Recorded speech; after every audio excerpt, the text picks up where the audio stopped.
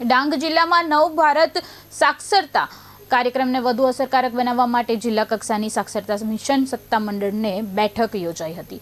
આહવા ખાતે યોજાયેલી જિલ્લા કલેક્ટર કચેરીમાં જિલ્લા કલેક્ટર એનડી પરમારના અધ્યક્ષસ્થાને યોજાયેલી બેઠકમાં ઉલ્લાસ એપ પાયાની સાક્ષરતા અને સંખ્યા જ્ઞાન મૂલ્યાંકન પરીક્ષા સહિત વિવિધ મુદ્દાઓ પર ચર્ચા કરવામાં આવી હતી। વર્ષ 2028 સુધીમાં ગુજરાતને પૂર્ણ સાક્ષરતા તરફ લઈ જવાના લક્ષ્યાંકને ધ્યાનમાં રાખીને ડાંગ જિલ્લામાં બાકી રહેલા નિરક્ષરોની ઓળખ કરી સર્વે પૂર્ણ કરવા અને તેમને સાક્ષર બનાવવા સઘન પ્રયાસો કરવા કલેક્ટરે સૂચના આપી હતી। વર્ષ 2011ની વસ્તી ગણતરી મુજબ ડાંગ જિલ્લાનો સાક્ષરતા દર 75.16% છે, ત્યારે બાકી રહેલા નિરક્ષરોને વાંચન, લેખન અને સંખ્યા જ્ઞાનની તાલીમ આપવા સ્વયંસેવકોની નિમણૂક તેમજ સ્વૈચ્છિક સંસ્થાઓની ભાગીદારી મેળવવા અંગે પણ માર્ગદર્શન આપવામાં આવ્યું હતું। બેઠકમાં જિલ્લા શિક્ષણ વિભાગ સહિત વિવિધ વિભાગોના અધિકારીઓ અને કમિટીના સભ્યો ઉપસ્થિત રહ્યા હતા।